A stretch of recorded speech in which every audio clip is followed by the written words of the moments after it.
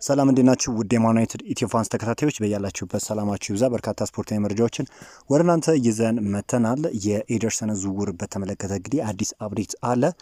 ዝውውሩ ኦልሞስት ወደ ማለቅ ደረጃ ላይ ደርሷል። እንግዲህ ይሄ ተጫዋች የማንቸስተር ዩናይትድ አዲሱ ፈራሚ ይሆናል። ኤደርሰን እንግዲህ አዲሱ የማንቸስተር ዩናይትድ ተጫዋች መሆኑ የጊዜ ጉዳይ ብቻ ሆኗል። ሰነዶች የተዘጋጁ ሲሆን ከአትላንታ ጋር ጥቂት የመጨረሻ ዝርዝር ጉዳዮች መፍታት ብቻ ነው የሚጠበቀው። በአሁኑ ሰዓት ኤደርሰን ወደ ማንቸስተር ዩናይትድ ለመብረር በመጠባበቅ ላይ ይገኛል ሲሉ ነው እንግዲህ ታማኝ የሚባሉ የዜና አውታሮች እየገለጹት የሚገኙት። ማንቸስተር ዩናይትዶች ከ6 እስከ 8 አዳዲስ ፈራሚዎች ትልልቅ ዝውውሮችንም ለመፈጸም እንዳሰቡ ነው እየተገለጸ የሚገኘው። በአጠቃላይ ካየነው 2 ወይም 3 ተመራጭ አማካኝ እንደመሆኑ መምጣቱ ምንም አይነት ጉዳት ይኖረዋል ተብሎ አይጠበቅም። ወደፊት የሚመጡትን 1 ወይም 2 አማካኞች ተመልክተን ደግሞ ይህ ዝውውር መፈጸሙ ምን አይነት አውድ እንደሚኖረው የምንመለከት ይሆናል። ከዛ በተረፈ ግን ኡጋርቴ 2 ወይም ምክንያታዊ ያልሆኑ ነቀፋዎች ወደ ጎን በመተው በጥልቀት የዝውውር መስኮቱን ለመመልከት መሞከር ይኖርብናል። እንግዲህ ኤደርሰን አዲሱ የማንቸስተር ዩናይትድ ተጫዋች ለመሆን በጣም መቃረቡን ፋብሪዚዮ ሮማኖ ነው በዛሬው ዕለት በትዊተር ገጹ ላይ ያጋራውና በቅርቡ ይህ ተጫዋች የማንቸስተር ዩናይትድ አዲሱ ፈራሚ ይሆናል ተብሎም ይጠበቃል። ሌሪ ዋይትዌል የተባለው እንግዲህ ለማንቸስተር ዩናይትድ እጅግ ቅርብ የሆነው የዜና አውታር እንደተናገረው ከሆነ ኤደርሰንን ከተከታተሉ ሰዎች ጋር ካደረጉት ቆይታ ለመራት እንደቻልኩ ተጫዋቹ ሜዳውን በጥሩ ሁኔታ ይሸፍናል። ዩናይትድ በቡድኑ ውስጥ የሚያስፈልገው አይነት ከሳጥን እስከ ሳጥን የመረብ ጉልበት አለው። ይህንን ፈጣን እንቅስቃሴ ቡድኑ ላይ ይጨምራል። ምናልባትም ፕሮግሬሲቭ ፓስ በማድረግ ረገድ ያን ያህል ጥሩ ላይሆን ይችላል። ነገር ግን የተጋጣሚን ጨዋታ ማበላሸትና የተለያዩ ሚናዎችን መጫወት የሚችል ተጫዋች ነው ሲል ነው ሎሪ ዋይትዌል የዘገበው። የኤደርሰን ዝውውር እንግዲህ በቅርቡ እንደሚጠናቀቅና ተጫዋቹም ማንቸስተር ዩናይትድን በመቀላቀል የመጀመሪያው ተጫዋች እንደሚሆንም ይጠበቃል። የኤደርሰንን ዝውውር ከጨረሱ እንግዲህ ዩናይትዶች ፊታቸውን ወደ ሳንድሮ ቶናሊ ያዞራሉ ተብሎ ነው የሚጠበቀው። ማንቸስተር ዩናይትድ የኤደርሰንን ዝውውር ካጠናቀቀ በኋላ ትኩረቱን ሙሉ በሙሉ ወደ ሳንድሮ ቶናሊ በማዞር ተጫዋቹን ለማስፈረም ከፍተኛ ጥረት ለማድረግ ተዘጋጅቷል ተብሏል። ጣሊያናዊ ኮከብ 100 ሚሊዮን ዩሮ የሚገመት ሲሆን በአሁኑ ሰዓት የዩናይትድ ቀጣዩ ዋነኛ የዝውውር ኢላማ ይሆናል ተብሎ ነው የሚጠበቀው። ሁለቱ ያላቸው ኳሊቲ እጅግ የተለየ ነው። ማንቸስተር ዩናይትዶች በተለይ እንግዲህ ሳንድሮ ቶናሊን ማስፈረም የሚችሉ ከሆነ መሀል ላይ ያለውን ፕሮብሌም መፍታት ይችላሉ ተብሎ ነው የሚጠበቀው። የኤደርሰን ዝውውር በቅርብ ጊዜያት ውስጥ ይጠናቃል ተብሎ ይጠበቃል። ዩናይትዶች ባለፈው የዝውውር መስኮት ምንም አይነት የመሀል ተጫዋች እንዳላስፈረሙ ይታወቃል እና ሁነኛ የሚባል በዘንድሮ የዝውውር መስኮት ግን በርካታ ተጫዋቾች ወደ ማንቸስተር ዩናይትድ ይመጣሉ ተብሎ ነው የሚጠበቀው። የማቴዎስ ፈርናንዴዝንም ሁኔታ ማንቸስተር ዩናይትዶች በተለይም እንግዲህ ዋጋውንና አጠቃላይ ሂሳብን እንደጠየቁ ነው እየተገለጸ የሚገኘው። የተጫዋቹን ደሞዝም በተጨማሪና ማንቸስተር ዩናይትዶች እኚህን ተጫዋቾች ለማስፈረም ጥረት ያደርጋሉ ተብሎ ይጠበቃል።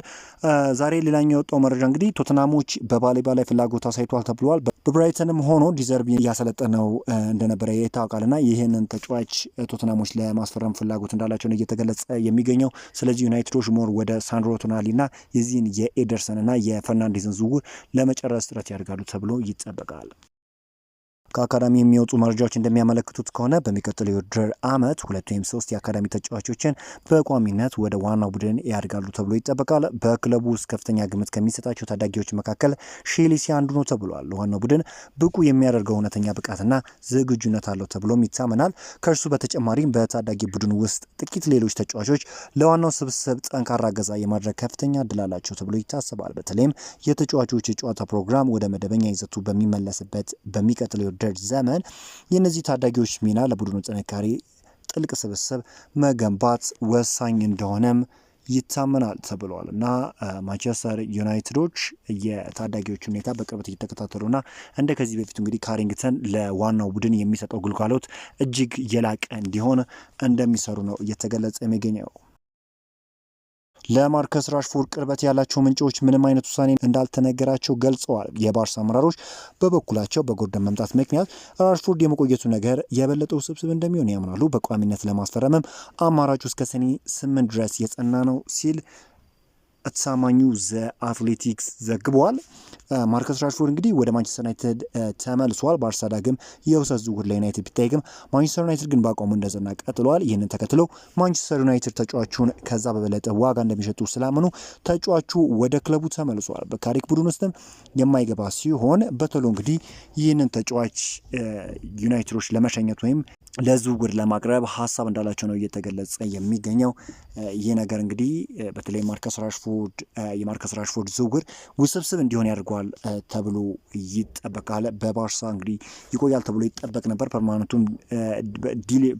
የሆነ ዲል ይኖራል ተብሎ ነበር። ነገር ግን አሁን እንግዲህ የአንቶኒ ጎርደን ወደ ባርሴሎና መምጣቱን ተከትሎ ይህ ዝውውር እጅግ ውስብስብ ይሆናል ተብሎ ይጠበቃል። ሮማዎች በቀጣዩ የውድድር ዓመት በሻምፒዮንስ ሊግ የሚሳተፉ መሆኑን ተከትሎ ዘርክሲን ከአጥቂ አማራጫቸው ውስጥ አካተውታል ተብሏል። ለጋዜጣ ዴሎ ስፖርት እንደዘገበው ከሆነ ይሄ ተጫዋች እንግዲህ ወደ ሮማ የሚመለስበት እድል ወደ ሮማ የሚሄድበት እድል እንዳለ ነው እየተገለጸ የሚገኘው። ወደ ጣሊያን ማምራቱም የማይቀር ጉዳይ ነው። ተጫዋቹ ፖቴንሻል እንዳለው ይታወቃልና በዩናይትድ ቤት እንግዲህ በ9 ቁጥር ሚና ነው እየተጫወተ ያለው። ግን ተጫዋቹ ሚናው ከዛ የተለየ ነው። ወደ ጣሊያን ቢመለስ ሞርኔ ብቃቱን ያገኛል የሚል እምነት አለኝ። ምክንያቱም ከፕሪሚየር ሊግ አንጻር ኢንተንሲቲው ትንሽ ዝቅ ያለ ነው የጣሊያን ሴሪ እና ከዛ አንጻር እንግዲህ ተጫዋች ወደ ጣሊያን የመመለስ እድል ይኖረዋል ተብሎ ነው የሚጠበቀው። ከማንቸስተር ዩናይትድ ጋር ያለው ለውሃ ግን እንዳበቃ እየተገለጸ ይገኛል። የማኑኤል ኡጋርቴም ጉዳይ በነገራችን ላይ ሊታሰብበት የሚገባ ጉዳይ ነው። የእሱም ነገር እንግዲህ በተለይ ከበርካታ ክለቦች ጋር ስሙ ሲያያዝ ቆይቷል። ወደ ቱርክም የሚሄድበት እድል አለ። ማኑኤል ኡጋርቴ ግን በማንቸስተር ዩናይትድ የመቆየት እድሉ እጅግ ጠባብ ነው ተብሎ ነው የሚጠበቀው። አዲሱ ኤደርሰን እንግዲህ የመጀመሪያው ፈራሚ ይሆናል ተብሎ ይጠበቃል። ለኡጋርቴም እንግዲህ ሁነኛ ምትክ ይሆናል ተብሎ ነው የሚጠበቀው። በርካታ ተጫዋቾችን ነው እንግዲህ ማንቸስተር ዩናይትድ በተለይም እስከ 250 ሚሊዮን ፓውንድ ከተጫዋቾች ሽያጭ ውጪ እንደመደቡ እየተገለጸ ይገኛልና በርካታ ተጫዋቾችን በክረምቱ የዝውውር መስኮት ዩናይትዶች ያስፈርማሉ ተብሎ ይጠበቃል። በዋነኝነት ያለባቸው ነው ክፍተት በተለይም በመሀል ክፍል ያለውን ክፍተት በመሙላት በቀጣይ የውድድር ዘመን እጅግ ተፎካካሪውን ክለብ እንመለከታለን ተብሎ ይጠበቃል። ዩናይትድ ወደ ቀድሞ ገናናነቱ እንዲመለስ የኛ ምኞት ነው። በዛሬው ዕለት እንግዲህ ዩናይትድን የተመለከተ ስፖርታዊ መረጃ ይህንን ይመስላል። አዳዲስ ስፖርታዊ መረጃዎች የሚመጡ ከሆነ ሁሌም ቢሆን የምናጋራችሁ ይሆናል። እናንተ ብቻ ይህንን ቻናል ሰብስክራይብ እንዲሁም ቪዲዮ ላይክና ሼር ማድረግ ፈጽሞ እንዳይዘነጋ። አብራችሁ ስለቆያችሁ ከልብ እናመሰግናለን።